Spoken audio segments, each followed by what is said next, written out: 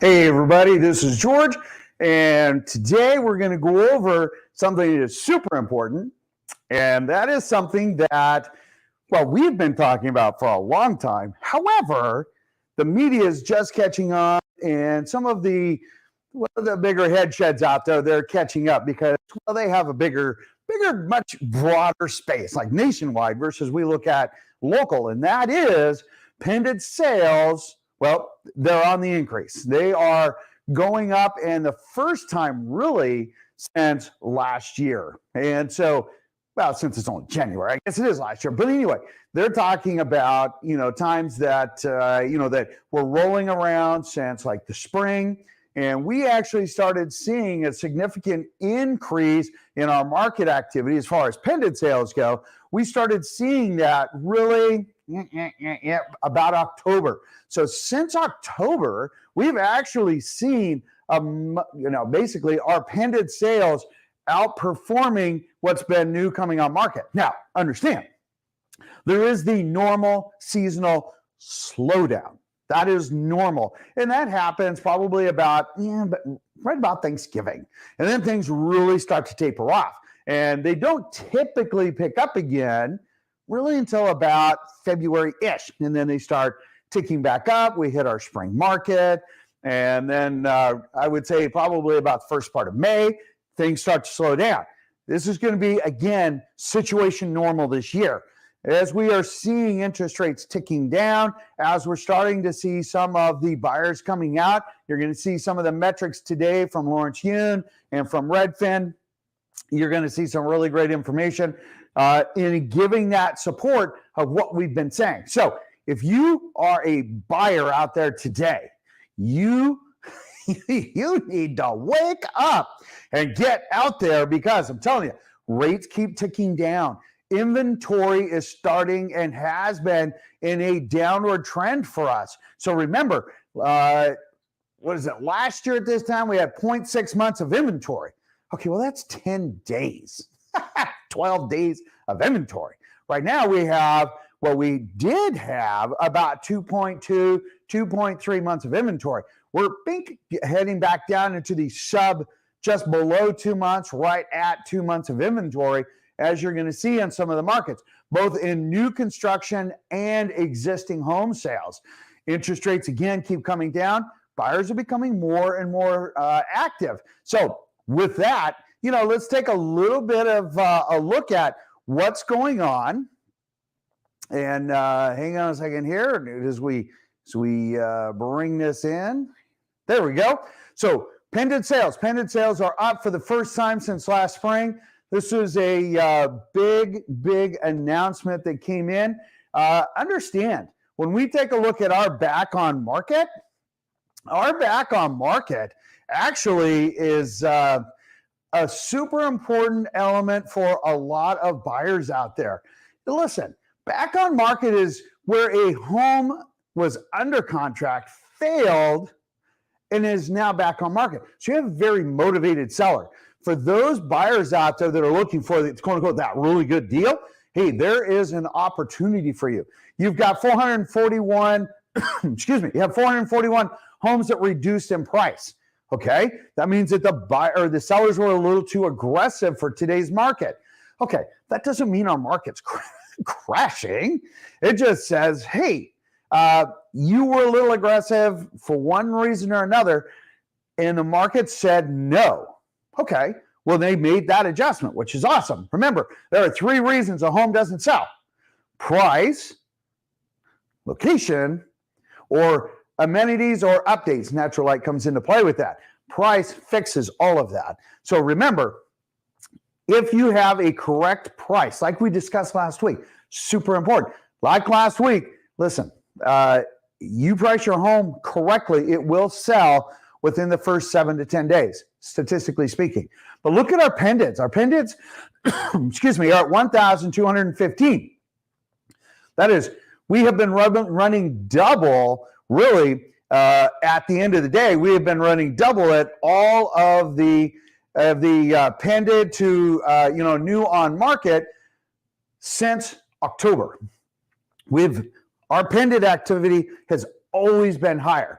And that is super cool because that just means that the buyers are out there, the buyers are active. Home prices, as long as they're there, market's moving. People are adjusting to the higher rates. They I think, are realizing we're not heading back into the threes. And in fact, Lawrence Yun, as you're going to see a little bit later, says, listen, this is the new norm. And I totally agree with that. And as we look at our new norm, okay, and we take a look at what's going on in the market today, you can see that even last year, in fact, let me hit the next slide here, you can see that we have basically, for the first time, we have fewer pended properties year over year, but not by much. Okay, we're only talking about, what are we talking about there? 45, 47, 48, 46 homes, roughly. Okay, that's peanuts considering interest rates are at 6.13 today. And last year at this time, we're at 3.2%. So understand, interest rates have doubled. Inventory, which has, if you look on the left side, the highlighted section, you can see, hey, just last month we had 9,000 homes. And as you can see just below that, we have had basically 64% of homes coming, more homes coming on market than last month. So we are a significant number of homes available on market. Now, year over year, new on market is coming down. Existing inventory is still at, well over 100%. But listen, when you only had 10 days of inventory and we should have 4 to 6 months of inventory, yeah, those numbers look crazy. But you wait, because in April, May, you're going to see those numbers balance out, and we're not going to see these crazy numbers here. Okay, we are still technically about 5,000 homes less than where we should be. Just saying. Now, when you take a look at the pended, excuse me, you can see that we're almost 45% more homes went pended in January than it did in December. Okay, again, super cool. Let's take a look at new construction. So new construction, again, you're seeing the same situation where, yes, our pended year over year are down, interest rates are higher, but when you take a look at what has come on market, and you can see these tiny numbers, and when you take a tiny number and double a tiny number, it comes to a percentage that is like crazy, right? But really, you take one and you add one to it, that's 100% increase. You think, oh my gosh, that's crazy. You add two, that's a 200% increase, right? But in reality, the 200%, or in this case, the 178%, is not a consistent number. Because if we take a look and it says, look, 275% increase in inventory over last year. Okay, well, we only had 526 homes available last year. Well, that's nothing. That's the entire Northwest MLS. Holy smokes, people. That's half of Washington State. That is like nothing. We're up to 1,976.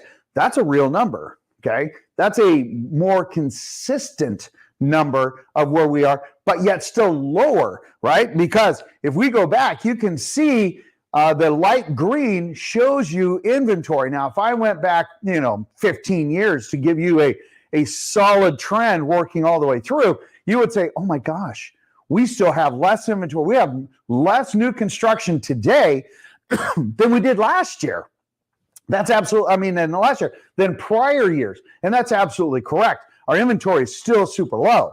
So don't get, hyper focused on the number you're seeing today, because that number is still horrifically low.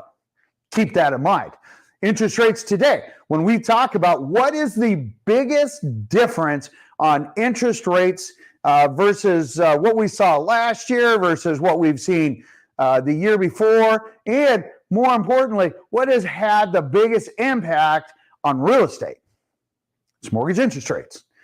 You double the cost of your mortgage interest rate payment, it's going to have a significant impact. And we go from 3.2% to 6.15%, or as we peaked out last year at 7.3.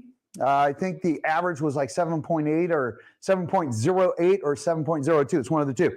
That was our peak.